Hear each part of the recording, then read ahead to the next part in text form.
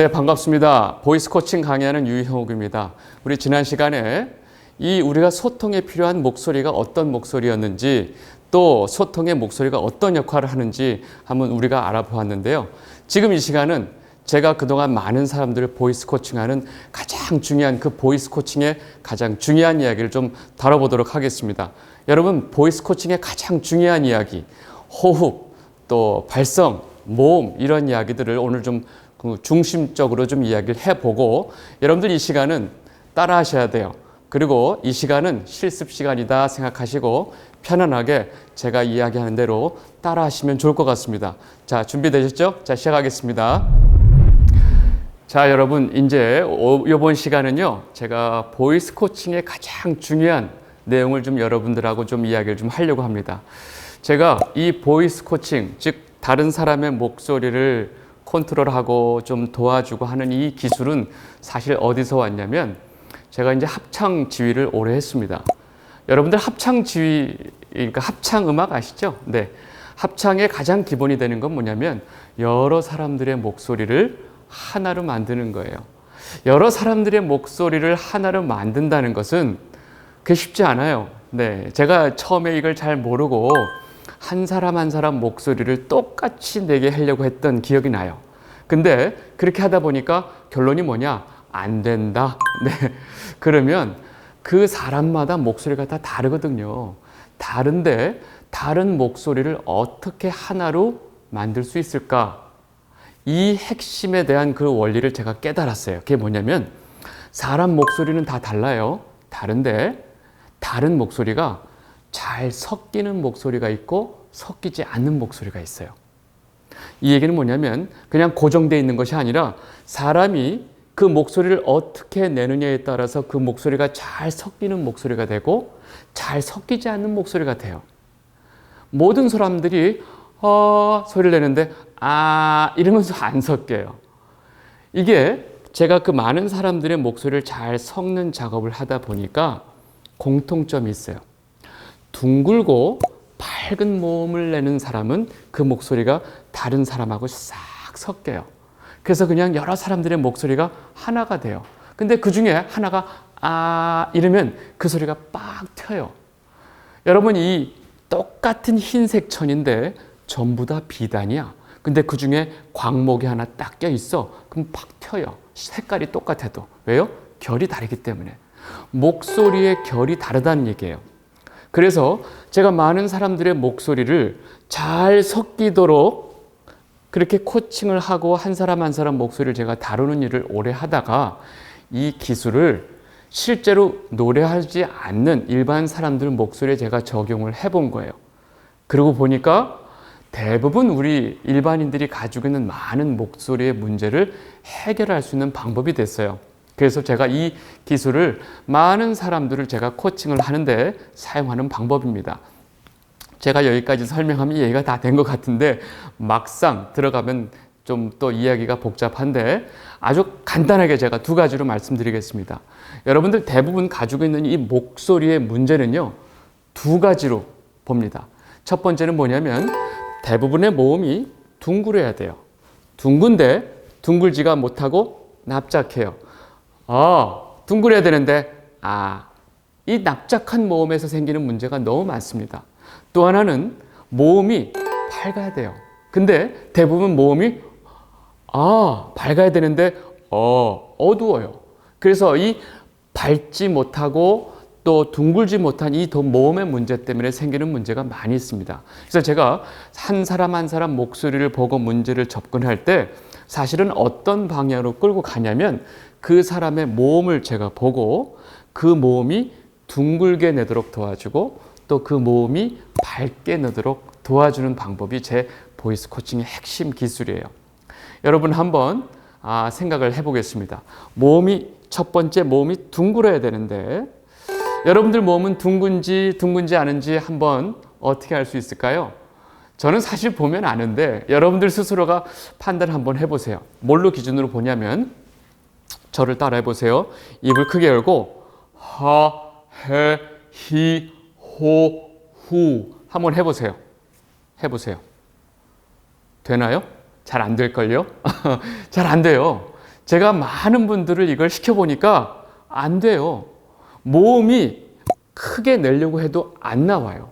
그래서 둥근 모음을 만드는 또 둥근 모음이 되지 않는 그 원인을 제가 다 분석을 해보니까 가장 중요한 원인이 바로 뭐냐면 바로 호흡의 문제였어요.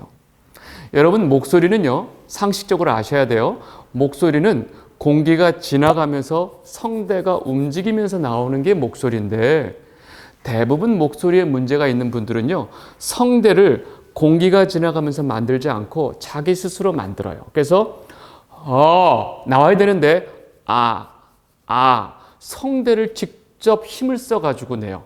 무슨 얘기냐면 공기가 없다는 거예요. 그래서 이 호흡에 문제가 생기면 모음을 내야 되는데 하고 못 내는 거예요. 여러분들은 뭐 이 정도는 아니겠지만 제가 극단적으로 좀 표현하는 이유는 잘 이해하시라고. 그래서 이 둥근 모음의 문제는 바로 그 가장 기본적인 문제가 어디서 오느냐? 바로 호흡에서 시작이 돼요. 제가 그래서 이 둥근 모음을 만들기 위해서 가장 모든 분들에게 제가 호흡을 꼭 얘기하고 있습니다. 자, 호흡에 대해서 잠깐 알아보도록 하겠습니다. 여러분, 호흡은요, 현재 여러분들의 호흡 상태가 어떤지 한번 확인을 해 보셔야 돼요. 자, 한 손을 가슴 여기다 대고 따라하세요. 그 다음에 한 손을 여기다 배의 위치가 어디에 되느냐? 제일 튀어나온 데. 아시겠죠? 네. 거기가 제일 튀어나왔잖아요. 손을 올리세요. 여기다.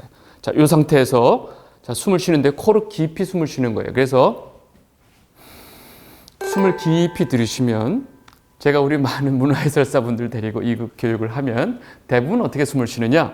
자, 하나 하면 숨을 깊이 쉬세요. 그러면 어떻게 숨을 쉬느냐? 이렇게 숨을 쉬어요. 내쉬세요.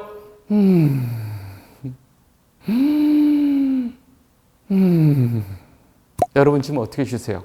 한번 해보세요. 이렇게 쉬시죠?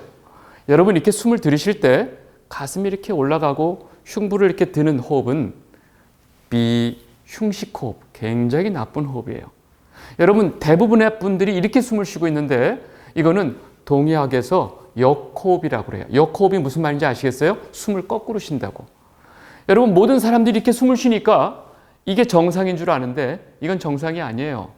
그러면 정상적인 호흡은 뭐냐? 여러분들이 예상하시고 계시겠지만 복식호흡이에요. 이 상태에서 코로 숨을 깊이 들이쉬면 배가 나와야 돼요.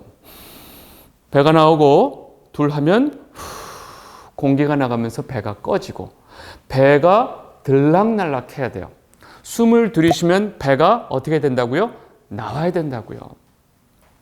여기서 문제는 이미 배가 또 잔뜩 나와 있어. 그럼 어떡할까요? 더 나와야죠. 숨을 쉴 때 항상 배가 움직여야 돼요. 이것이 복식호흡이에요. 그러면 가슴도 움직이고 배도 움직이면 어떡할까요? 그런 경우는 없어요. 배가 나오면 가슴은 안 움직이게 돼 있어요. 그래서 숨을 코로 깊이 쉬면 배가 나오고 둘 하면 배가 꺼지고, 이 호흡이 굉장히 중요합니다. 제가 지금 목소리를 이야기하면서 지금 호흡을 이야기하고 있는데 이 호흡의 문제는요, 사실 우리 몸의 가장 기본적인 대사의 제일 중요한 호흡이에요. 자, 생각해 보세요. 숨을 들이쉬면 배가 나온다고 그랬죠? 왜 배가 나올까요? 생각해 보세요. 공기가 들어가세요. 공기가 어디로 들어가요? 폐로 들어가죠? 예, 폐로 들어가는데 폐가 어디 있어요? 흉부에 있잖아요. 가슴에 있잖아요. 폐가 여기 배에 있는 사람 있어요? 배가 왜 나오냐고 물어보는데 숨 쉬어서 그래요. 그러면 폐가 여기 있으면 숨을 쉬어서 폐가 늘어나면 이렇게 하는 게 맞잖아요. 여러분들 그렇게 생각하시죠? 그게 아니고, 잘 보세요. 공기가 들어가서 폐가 이렇게 늘어날 때 이 폐가 충분히 늘어나기 위해서 공간이 필요한데, 여러분들이 지금 쉬는 방식으로 흉부를 이렇게 들면서 폐가 늘어나면 그 폐가 반밖에 못 늘어나요. 원래 폐가 이만큼 100만큼 늘어나야 되는데 50밖에 못 늘어나요. 그러니까 공기를 어떻게 쉬는 거예요? 이렇게 숨을 쉬는 거예요. 그래서 폐가 충분히 늘어나지 못하고 요만큼 늘었다가 공기를 내쉬고 하니까 숨의 횟수는 많아지지만 한 번 숨을 쉴 때 공기 양이 극히 적어요. 그러니까 폐 기운이 점점 안 좋아지는 거예요. 그러면 복식호흡은 뭐냐? 폐가 충분히 배만큼 늘어날 수 있도록 그 공간을 어떻게 찾냐면 횡격막이 밑으로 쭉 내려가는 방식이죠. 그래서 횡격막이 밑으로 내려가면서 이 횡격막 밑에 있는 장, 그죠? 위에 있고 소장이 있으니까 그걸 눌러주는 거예요. 횡격막이 내려가니까 배가 나오는 거예요. 배로 공기가 들어가서가 아니고. 이해하시겠죠? 그래서 흉식 호흡을 하시는 분이 복식 호흡으로 호흡을 바꾸면 폐활량이 확 늘어요. 그리고 호흡이 편안해집니다. 여러분, 이 횡격막 상하 운동에 의한 이 호흡이 왜 중요하냐면 횡격막이 위아래로 움직이면서 단순히 숨만 쉬는 게 아니고 횡격막 근육과 연결되어 있는 부분이 어디냐면 여러분들 여기가 어딜까요? 여기가 그죠? 명치예요. 여러분, 사람이 외부에서 어떤 충격을 먹거나 스트레스를 받아가지고 제일 먼저 뭉치는 데가 이 명치예요. 등이라고요?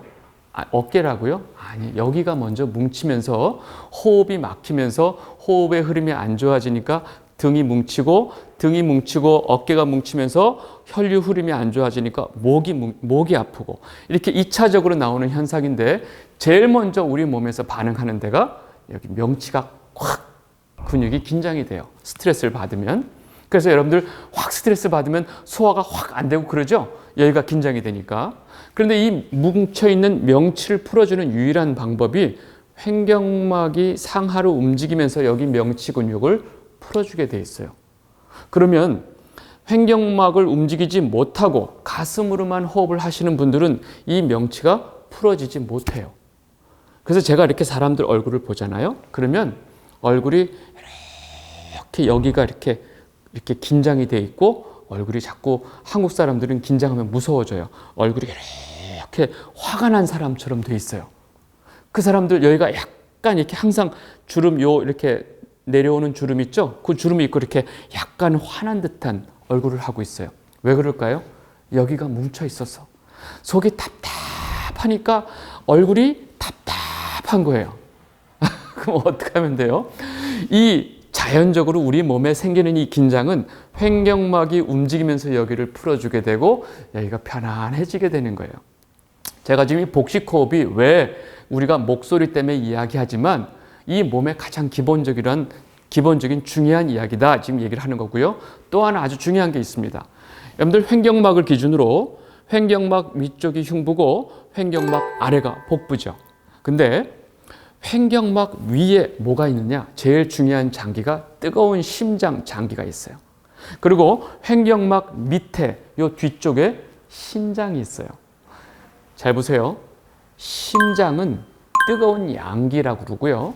신장은 물을 주관하고 물을 필터링하는 그 음의 기운이 있어요. 그래서 동의학에서 이 몸의 상부의 뜨거운 기운이 몸 전체로 내려가서 돌아야 되고 또 이 심장의 이 찬 기운이 또 몸 안에서 위아래로 돌아야 돼요. 뜨거운 기운이 내려가고 찬 기운이 올라가서 기가 돌아야 돼요. 이게 기가 도는 거예요. 근데 이 기가 도는 원리를 횡격막 상하 운동이 해줘요. 이해되세요? 무슨 얘기냐면 횡격막을 움직이지 못하는 흉식 호흡을 하시는 분들은 횡격막이 안 움직이기 때문에 이 위에 뜨거운 기운이 위에 머물러 있고 밑에 찬 기운이 또 밑에 머물러 있어요. 기가 안 돌아요. 그러니까 그런 분들은 좀 표현이 그렇지만 기가 막힌 상태로 사시는 거예요. 기가 막힌 인생을 살고 있는 거예요. 네. 여러분, 우리 갑자기 누가 뭐라고 하면 기가 막혀 우리 이런 말 하죠. 그 기가 막혀란 얘기는 횡격막이 갑자기 딱 긴장이 됐을 때 그런 표현을 쓰거든요. 자, 이제 제가 얘기를 다시 정리하면 횡격막이 위아래로 움직이면서 하는 이 복식 호흡이 단순히 제가 목소리를 위해서 하는 얘기가 아니고 우리 몸에 너무 중요하다. 아, 숨을 이렇게도 쉴 수 있고 저렇게도 쉴 수 있다가 아니고 무조건 배호흡을 하셔야 된다. 아시겠죠? 그래서 이거는 제가 지금 우리가 목소리 보이스 코칭 때문에 하는 얘기가 아니고요. 사람이면 기본적으로 배가 움직이면서 호흡을 하셔야 돼요. 그리고 배의 움직임이 너무 중요해요. 그래서 여러분들 이 복식 호흡은 꼭 기억하시고요. 자, 그러면 이제 한번 가슴에다가 손을 대고 배에다 손을 대고, 자, 숨을 쉬면 배가 나오고, 둘 하면 배가 꺼지고. 아시겠죠? 여러분, 이게 제일 중요해요. 제가 개인적으로 한 사람 한 사람 목소리 코칭할 때도 제일 중요하게 여기는 게 이 사람의 호흡이 배 중심으로 호흡을 하는지를 계속 체크해 주는 게 제 개인 레슨이에요. 그렇게 해서 배 중심의 호흡이 딱 되면 이 사람의 목소리가 안정이 돼요. 굉장히 좋은 목소리고 굉장히 아주 멋진 목소리인데 흥분만 하면 목소리가 날아가는 거예요. 근데 호흡을 딱 안정시켜주면 이 사람이 좀 흥분하더라도 목소리가 안정이 돼 있어요. 그래서 이 호흡이 굉장히 중요하다. 아시겠죠? 그래서 호흡을 바꾸면 목소리가 둥글게 나올 수 있다. 그리고 횡격막이 위아래로 움직이면서 공기를 만들어내면 이 성대 근육에 밑에서부터 올려주는 호기압이 건강하게 나와요. 그래서